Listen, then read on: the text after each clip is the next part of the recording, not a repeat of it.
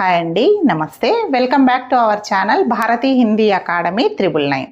Last వీడియోలో మనం ఆదికాల్ నుండి రాసో సాహిత్యం గురించి చెప్పుకుంటున్నాం కదా. ఇంకొన్ని ఇంపార్టెంట్ అయిన రచనలు ఉన్నాయి, ఈరోజు కంప్లీట్ చేసుకుందాం. రాసో సాహిత్యంలో నెక్స్ట్ ఇంపార్టెంట్ అయిన రచన పృథ్వీరాజ్ రాసో.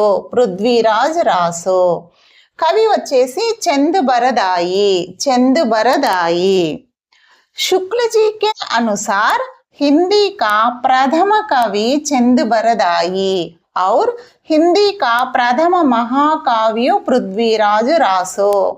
శుక్లు గారిని అనుసరించి హిందీలో మొట్టమొదటి కవి వచ్చేసి చంద్ బరదాయి మరియు మొట్టమొదటి మహాకావ్యం వచ్చేసి పృథ్వీరాజ్ రాసో.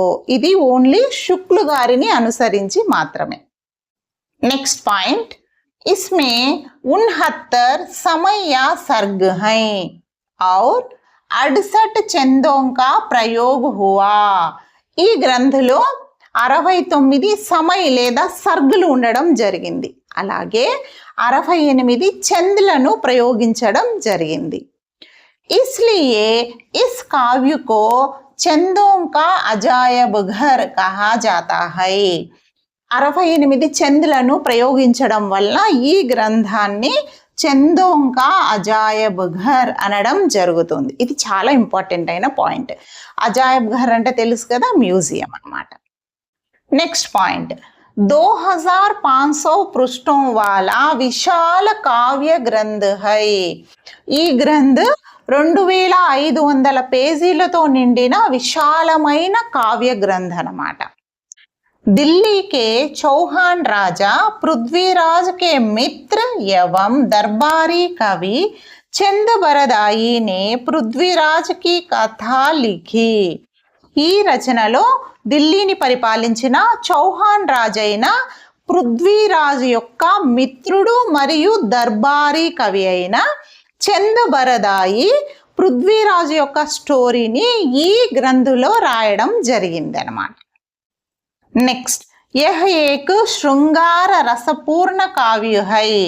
ఇది ఒక శృంగార రసతో నిండిన కావ్యం అన్నమాట. इसका अंतिम भाग चंद बरदाई के पुत्र जलहन ने पूरा किया.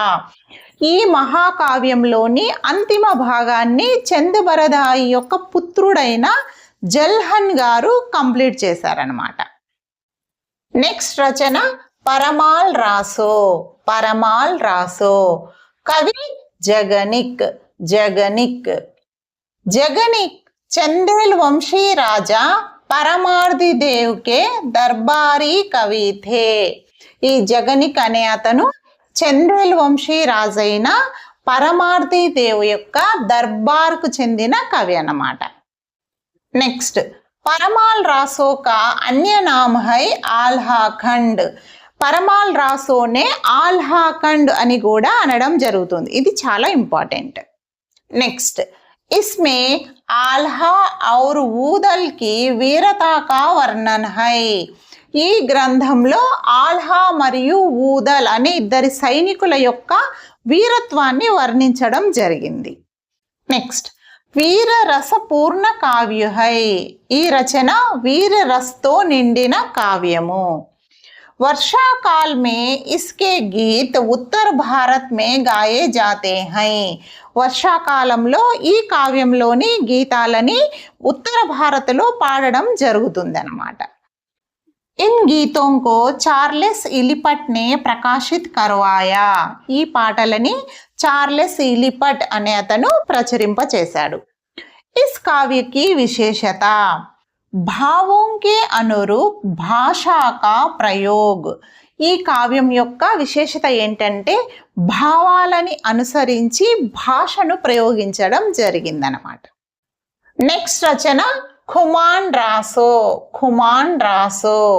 కవి దళపతి విజయ్. इस ग्रंथ का नायक मेवाड़ के राजा ఖుమాన్ ద్వితీయ హై. ఈ గ్రంథంలోని నాయక్ అంటే హీరో మేవాడ్ రాజైన ఖుమాన్ ద్వితీయ అన్నమాట. ఖుమాన్ ద్వితీయ. నెక్స్ట్, वीर रस प्रधान ग्रंथ है. కహీ కహీ శృంగార రస్ కా భీ ప్రయోగ్ హువా. ఇది వచ్చేసి వీరరస్తో కూడిన గ్రంథము మరియు అక్కడక్కడ శృంగార రస్ను కూడా ప్రయోగించడం జరిగింది. నెక్స్ట్ పాయింట్, इस रचना की प्रामाणिक हस्तलिखित प्रति పూణే సంగ్రహాలయ మే ఉపలబ్ధ హై.